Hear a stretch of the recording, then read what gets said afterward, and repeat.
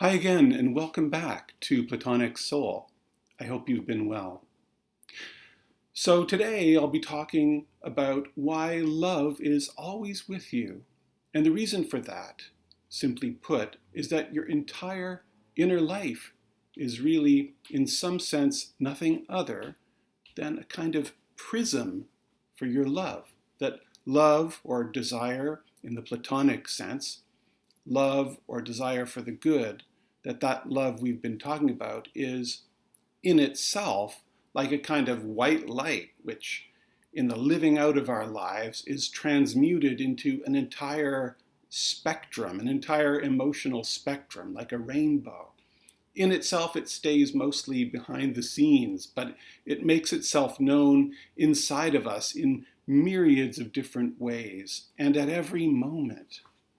I've spoken before, of course, about Plato's doctrine of love being subversive on the most fundamental level.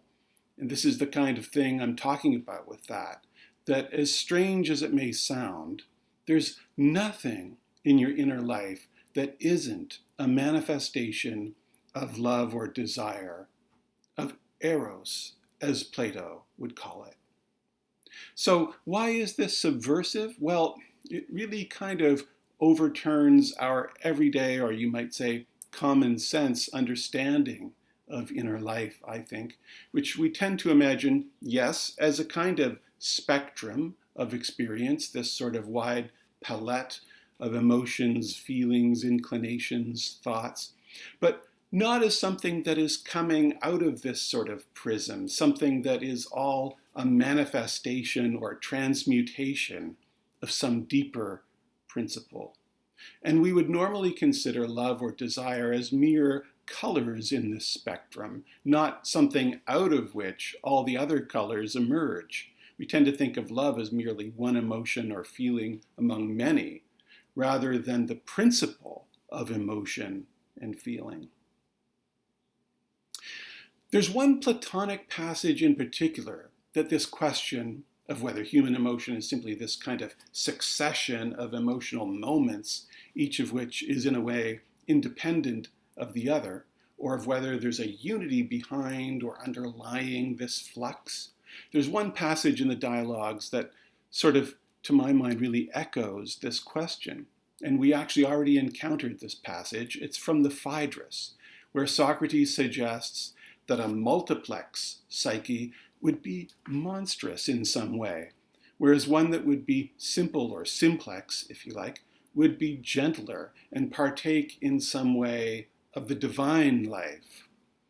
He asks Phaedrus, am I a beast more complicated and savage than Typhon, this monster of myth, or am I a tamer, simpler animal with a share in a gentle and divine nature? And so for Plato, there seems to be this idea that if the multiform outward appearance of psychic life could be understood in the light of a single principle, we'd be on our way to a much more hopeful understanding of our own nature, an understanding of ourselves as not just sort of constantly, in a way, tearing ourselves apart or being torn apart by these forces. So where does this idea of a hidden principle behind human inner life appear in Plato? How does it come out of Plato? It's a little bit of a trick question because it's not really there, I don't think, in an explicit way. I mean, we do have Diotima, of course, in the Symposium, excuse me, say that all human eros is one in a way. It's all for the good. But even this wouldn't in itself mean that eros must be the principle of emotion, the principle, if you like, of psychic life or activity. You know, there could be conceivably a contrary force for the bad.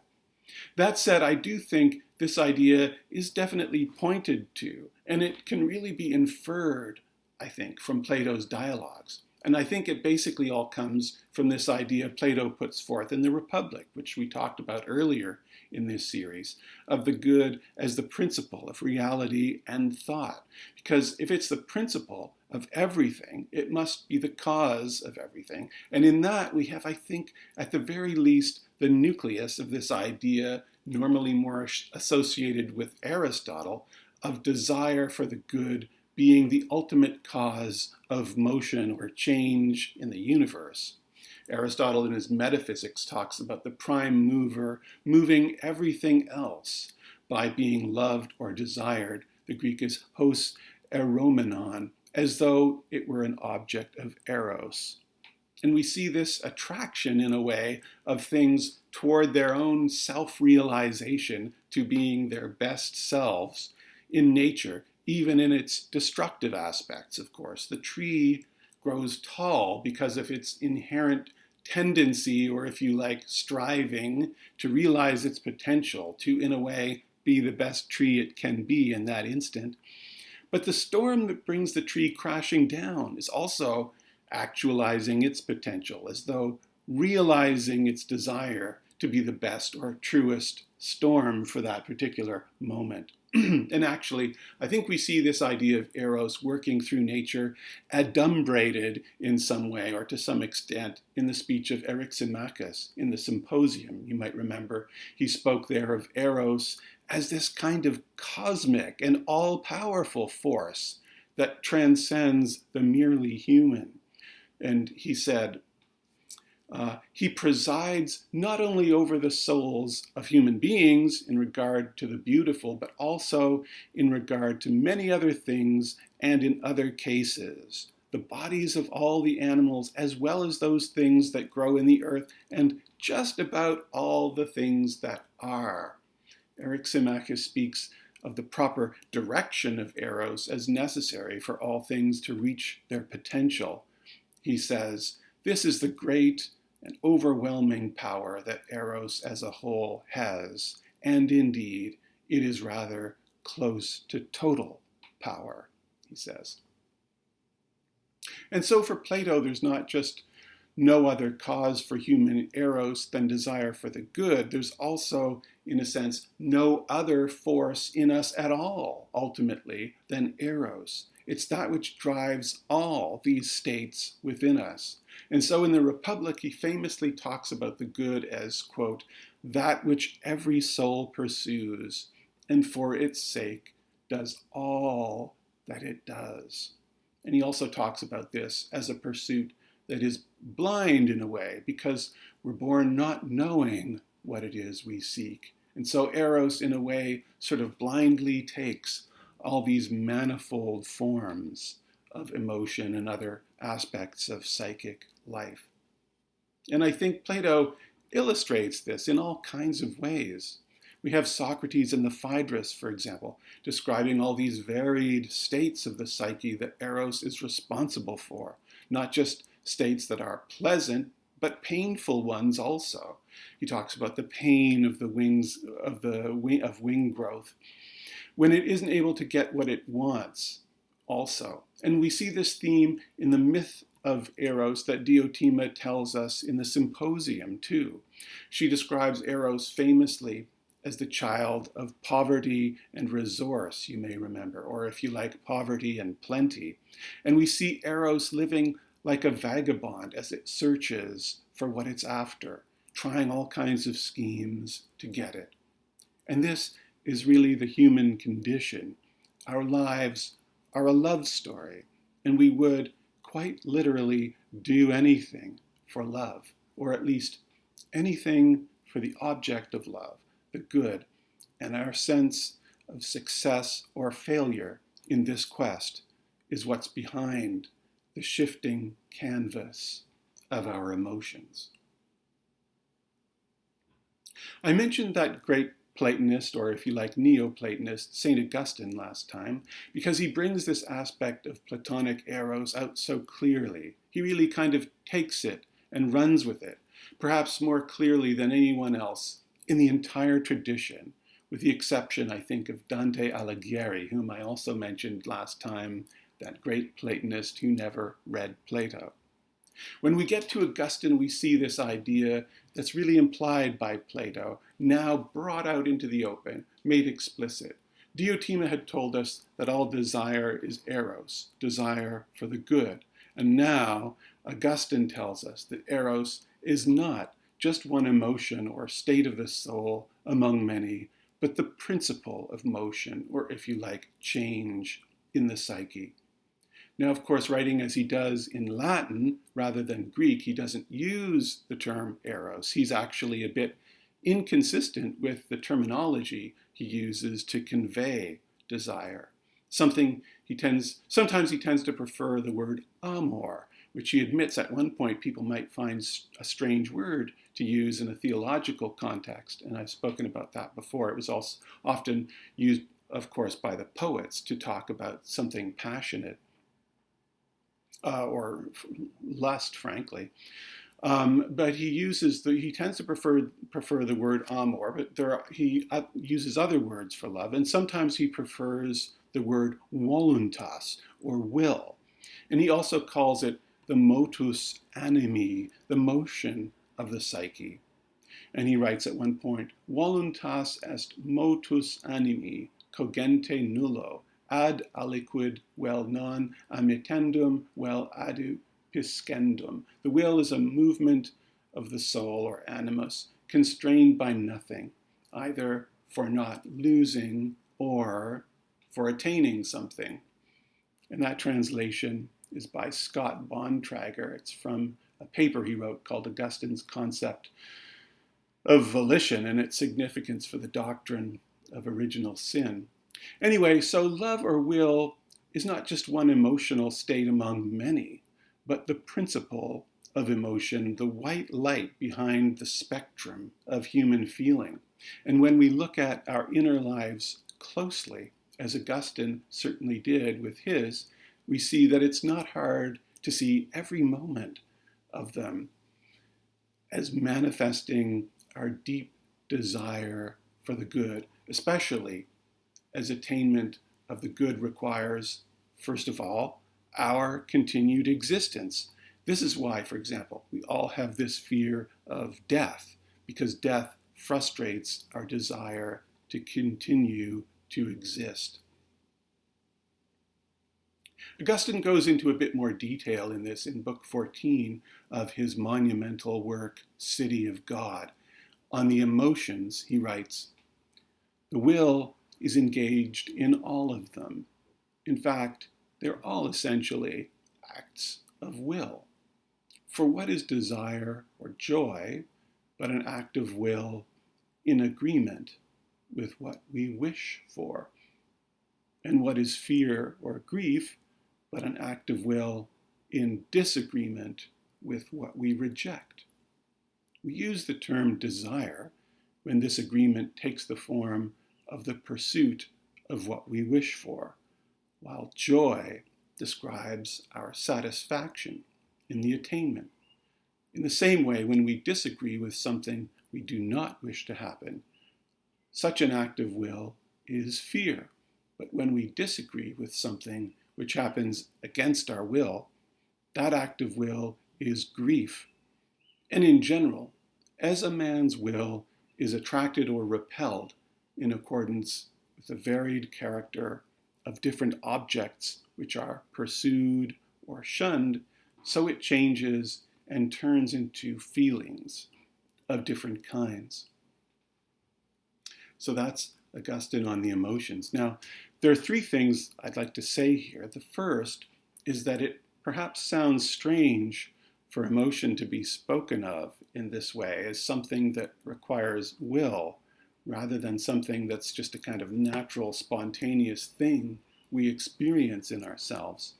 And yet, I think when you think about it, you realize that for every emotion to be fully real, for it to fully come to the surface, there needs to be some element of thought involved, some kind of judgment.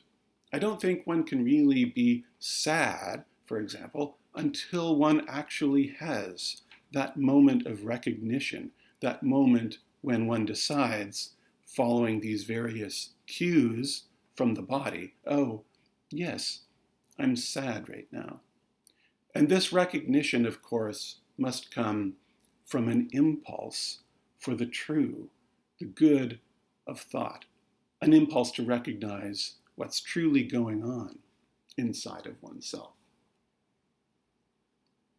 The second thing has to do with the fact which you may have noticed, that Augustine is talking here in terms of the attainment or not of objects of desire, not that ultimate object that is not an object that we've been talking so much about in this series, the good itself, the unity of being.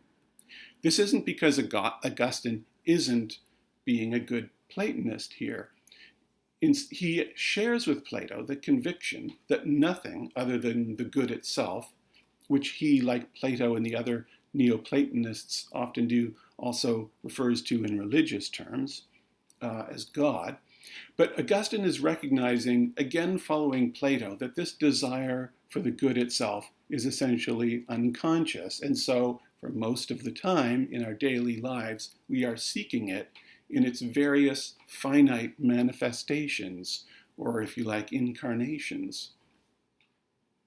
We're seeking it as objects.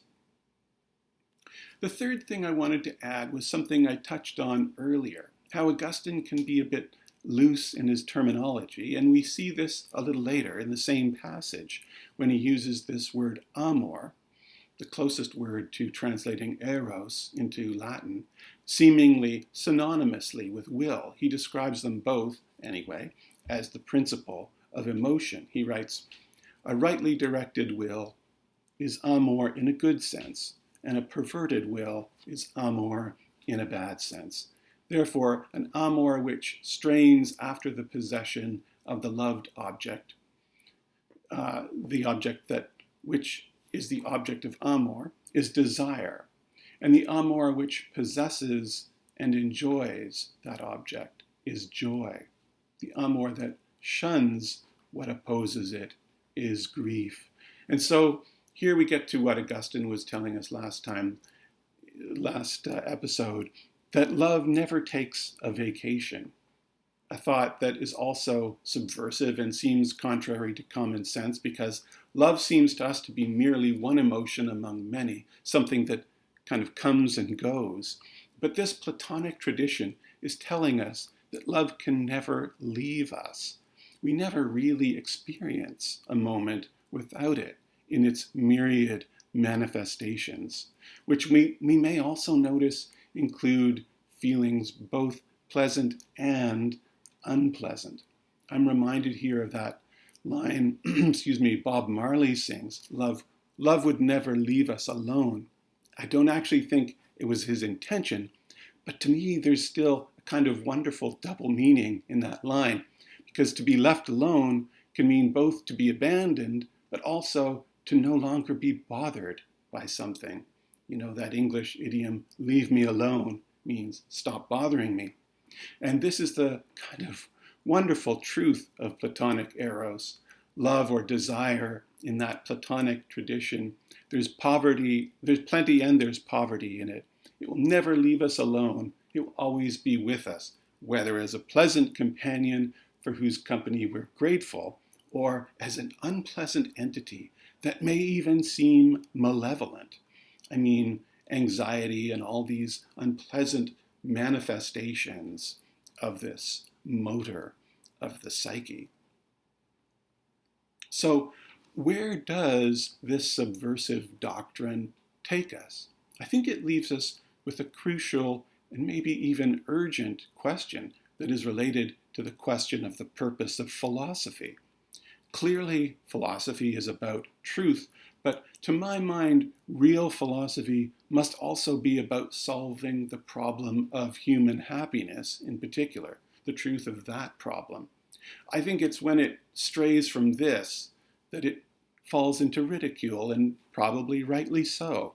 I think it's plain from what we've talked about so far that love is the cause of both the greatest happiness and the greatest unhappiness. So how do we get from pain to pleasure, from love never leaving us alone in one sense to another? This is really the great question of Platonic love, one that I'm not sure has really actually been fully solved, at least to the satisfaction of us in the modern era. And it's a question I'm going to be daring to tackle to the best of my ability in the rest of this series. And I hope you can join me for that. It's always great to have you along. So until next time, be well, and thanks for watching.